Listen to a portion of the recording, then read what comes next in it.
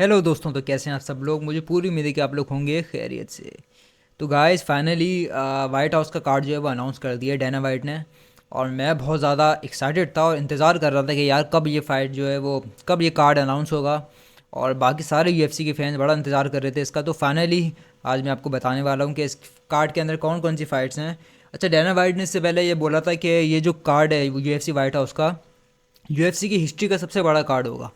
UFC 200 हमें पता है कि उसमें किस तरीके की फ़ाइट्स थी और कितनी सारी टाइटल फाइट्स थी, और फिर UFC 300 भी बड़ी अलग किस्म की थी। तो डैना वाइट ने तो कहा था कि यार जो वाइट हाउस का कार्ड है वो सारे रिकॉर्ड तोड़ने वाला है और इससे अच्छा कोई ये कार्ड होगा ही नहीं। तो हमने भी बड़ा एक्सपेक्ट किया था कि यार डैना वाइट ऐसा क्या कार्ड बनाने वाला है।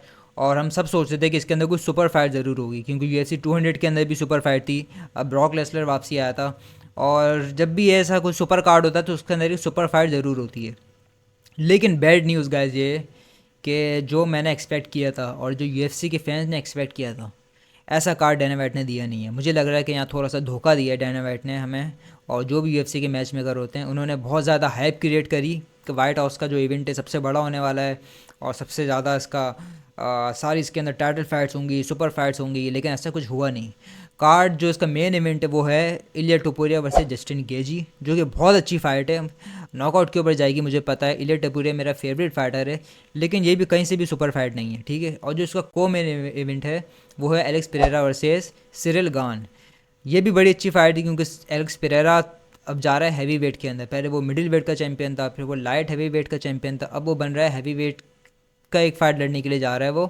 लेकिन मसला ये कि ये फ़ाइट चैंपियनशिप की नहीं है, ये इंटरम चैंपियन की फ़ाइट है, क्योंकि चैंपियन ऑलरेडी टॉम एस्पिनल है और वो अभी रेडी नहीं है फ़ाइट के लिए, क्योंकि उसको इंजरी हुई थी लास्ट फाइट में।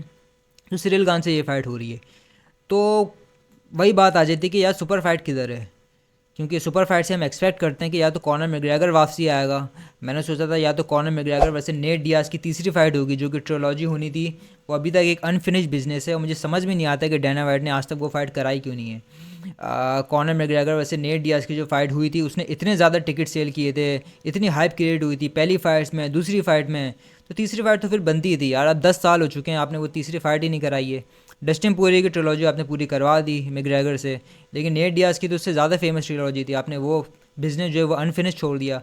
और अब नेट डियाज भी, अब उसकी एज बहुत ज़्यादा हो चुकी है और मैग्रेगर भी अब लिटरली ख़त्म हो चुका है विस्की वगैरह ड्रग्स यूज़ कर करके। तो बहुत लेट तो हो गए थे, लेकिन अभी भी चांस था कि आप करा सकते थे नेट डियाज वर्सेस मैग्रेगर इसके अंदर, वाइट हाउस के अंदर, लेकिन आपने नहीं कराई। मैग्रेगर वैसे चैंडलर का भी लोग बड़ा वेट कर रहे थे, क्योंकि लास्ट टाइम हमें पता है कि वो फाइट बुक हुई थी, स्केड्यूल भी हो गई थी, लेकिन फिर वो कैंसिल हो गई थी फाइट। और दोनों ने कंटेंडर सीरीज़ भी लड़ी थी, चैंडलर और मैग्रेगर ने, लेकिन फ़ाइट कभी भी हो नहीं पाई थी। लोग तो फैंस बोल रहे थे कि यार चैंडलर से फ़ाइट हो जानी चाहिए मैग्रेगर की, वो फाइट भी नहीं हुई। उसके बाद फिर लोग बोल रहे थे कि यार जॉन जॉन्स अभी भी यूएफसी के रोस्टर के अंदर मौजूद है, जॉन जॉन्स को वापसी लाओ और उसकी फ़ाइट करवाओ। और बहुत सारे लोग एक्सपेक्ट कर रहे थे कि एलेक्स पेरेरा की फ़ाइट जॉन जॉन से होनी चाहिए, क्योंकि बहुत एक डिस्कशन होती है कि लाइट हैवी वेट डिवीज़न का गोड कौन है, greatest of all time. Alex Pereira को भी लोग बोलते हैं, जॉन जॉन्स को भी लोग बोलते हैं, और दोनों ही लाइट हैवी वेट थे। अब वो पहले Jones Jones heavyweight division में गया, वहाँ जाके फ़ाइट जीता। अगर अब एलेक्स पेरेरा ऊपर जाता और उसकी फ़ाइट होती जॉन जॉन्स से, तो वहाँ पर डिस्कशन होती कि यार पता चलने वाला है कि कौन ग्रेटेस्ट फाइटर है, कौन यूएफसी का गोट है। तो यहाँ पर एक चीज़ सामने आती, तो फिर लोग फैंस ऐसी चीज़ों का इंतज़ार करते हैं। जब हिस्ट्री क्रिएट होने वाली हो ना, तो फैंस को मज़ा आता है। अब जस्टिन गेजी वर्सेस टोपुरिया की फ़ाइट ऑलरेडी एक्सपेक्टेड थी, क्योंकि इंटरम चैंपियन गेजी था, टोपुरिया चैंपियन था। और रिजल्ट भी काफ़ी हद तक एक्सपेक्टेड ही है कि टोपुरिया मुझे लग रहा है कि नॉकआउट कर देगा गेजी को। तो उसमें सुपर फाइट वाला फैक्टर ख़त्म हो जाता है, क्योंकि एक्सपेक्टेड जब फाइट आ जाती है ना, तो फिर उसमें वो मज़ा नहीं आता। या अगर आप एलेक्स पेरेरा की आप टॉम एस्पिनल से फाइट करा देते, वो भी ठीक था, क्योंकि वहाँ पर अगर टॉस में एलेक्स पेरेरा वो फाइट जीतता तो वो 3 डिवीज़न का चैंपियन बन जाता, जो कि यूएफसी की हिस्ट्री में आज तक नहीं हुआ।